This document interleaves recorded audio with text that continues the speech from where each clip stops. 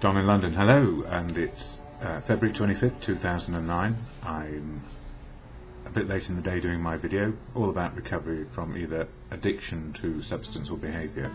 My addiction to substance was alcohol, my behaviour, addictive behaviour, workaholic mainly, trying to be perfect and never so.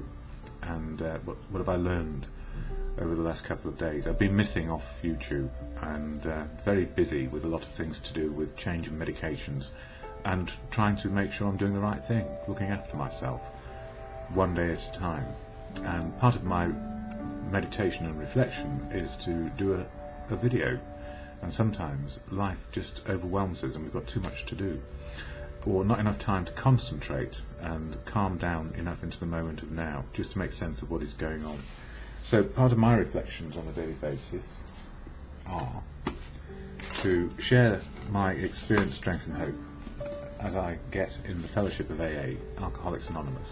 And I was just searching around for this little card, and on it has the message shared at the beginning of every meeting of the fellowship I go to, and I share it here simply to get some context and understanding of what these videos are here to do, for my reflection and to share experience, strength and hope. I don't speak for AA, no one does. It's a fellowship of equal-sized humans, all unique and authentic, all doing one thing only when they go to meetings, finding how to stay sober one day at a time. So the preamble goes like this. Alcoholics Anonymous is a fellowship of men and women who share their experience, strength and hope with each other, that they solve their common problem and help others to recover from alcoholism. The only requirement for membership is a desire to stop drinking. There are no dues or fees for AA membership. We are self-supporting through our own contributions. AA is not allied with any sect, denomination, politics, organisation or institution. It does not wish to engage in any controversy, neither endorses nor opposes any causes. Our primary purpose is to stay sober and help other alcoholics to achieve sobriety. And yesterday I got interrupted whilst I was trying to get on with a video, and was invited to go to a different venue of the fellowship for that particular lunchtime up in Portobello. And it's at the what used to be called the Lazy Daisy Cafe, or the upstairs facilities there. And it's a meeting of experience, strength and hope, simply that. Somebody sharing what they know about life today and what makes it work. And the person sharing had decades of sobriety. And actually the aim really is just for one day, but it's surprising, time goes by fairly quickly. And that was good to be a part of. And then later, I needed to do some necessary servicing of my bicycle. It's the only form of transport that I can rely on to get me from A to B with least pain of all, because walking hurts, and certainly trying to get anywhere on public transport is limiting, and it leaves me exhausted. So this transformation, if you like, from different medications to do with type 1 diabetic control and pain management and also clinical depression, and how to get the best I can from whatever it is that they're utilising from the professional side to support me. This is time consuming, and not only was I trying to get my bike serviced yesterday, I was also trying to get some essential biosensor strips which are for blood sugar testing. I inject insulin about 4 times a day, and I need to test my blood sugars very regularly at the moment, and I'd come down to nil. I'd run out of stock, and unfortunately for me, the chemist cannot just dish them out to me. I need to get a prescription, and it wasn't on the current one, and I then had to go to the doctors this morning, back to the chemists, got the wrong ones, had an emergency supply given to me, and then off for a clinician appointment at the hospital, and then an appointment with my psychiatrist. And the outcome is I've been checking everything daily about my situation, the medications I take, my blood sugar, the amount of insulin I'm taking, the impact it has on my mood, the impact it has on me physically. And obviously with changes, there's a lot of pain about, and they say that pain is the touchstone of spiritual growth. Well, sometimes it's just blinking painful. I'm not complaining, it's just the way it is.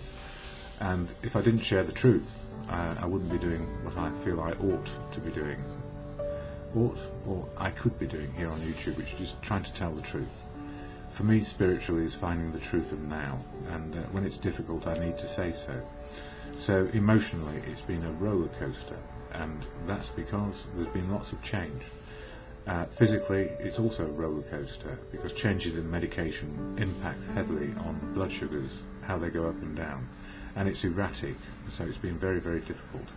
So I've been experiencing hypos, all things which are just part of my life. What makes it possible? Simply staying with the fellowship and getting some experience, strength and hope on a daily basis. And when I'm not in meetings or when I'm sharing on YouTube, I tend to use the Daily Reflections, which is one of the publications which is available via the fellowship, giving a daily reading of inspiration, I guess. And for February 25th, this is what it says. It says, the challenge of failure. In God's economy, nothing is wasted. Through failure, we learn a lesson in humility which is probably needed, painful though it is. And that comes from another book called As Bill Sees It, and it's in this one, page 31. And it goes on to say, how thankful I am today to know that all my past failures were necessary for me to be where I am now. Through much pain then came experience, and in suffering I became obedient. When I sought God, as I understand Him, He shared His treasured gifts. Through experience and obedience, growth started, followed by gratitude. Yes, then came peace of mind, living in and sharing sobriety. And for me, as I keep saying over and over again, I have my understanding of God, and everybody else is entitled to theirs as well. So for me, God is truth, God works through people, God is love. And obedience to me is actually finding routines of behaviour which improve my life rather than undermine it.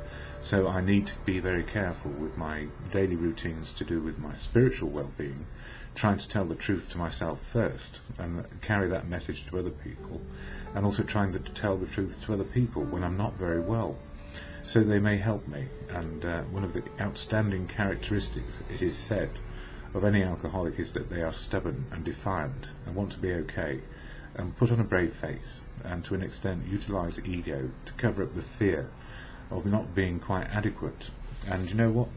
People keep saying you are adequate, you're learning, you're growing in some ways, and you're coping with quite a lot of things. So recovery, type 1 diabetes and clinical depression, my triumvirate, if you like, of things to deal with or cope with. So the last 2 days has been difficult, and as I say, necessary to get my brakes fixed properly on my bicycle and make sure it's roadworthy so I can get about, even though the distance I'm travelling on it seems to have diminished a little bit, and that's just because pain is with me. Anyway, as Bill sees it, this one, it says, pipeline to God. I'm a firm believer in both guidance and prayer, but I'm fully aware and humble enough, I hope, to see there may be nothing infallible about my guidance. The minute I figure I've got a perfectly clear pipeline to God, I have become egotistical enough to get into real trouble. Nobody can cause more needless grief than a power driver who thinks he has got it straight from God. In other words, we need other people to share their experience, strength and hope, so we get their wisdom as much as anything. And you know, it is the collective wisdom of a fellowship which keeps me on track one day at a time. And I went to a meeting at lunchtime, in between the doctor, the clinician, the psychiatrist, a meeting, and then being able to go collect the new medicines I need to help me with my depression. Pain relief is some way off. So it's been busy and out and about, and exhaustion comes on me quite quickly. I need to be very careful. So why do I do these videos? And the simple answer is, it slows me down into the moment of now, trying to experience what the truth is around me, for me and other people, so I can be helpful, share my wisdom for what it is. And as to a pipeline to God, I guess the pipeline is the unified wisdom that we learn from other people, and if we share the truth of where we are now, be it good or bad or indifferent, then we have a better understanding of what is possible and what is not possible. So the serenity prayer to whatever God of your understanding, which goes, God, grant me the serenity to accept the things I cannot change, courage to change the things I can, and the wisdom to know the difference, is so practical and important. I hope I never underestimate its value.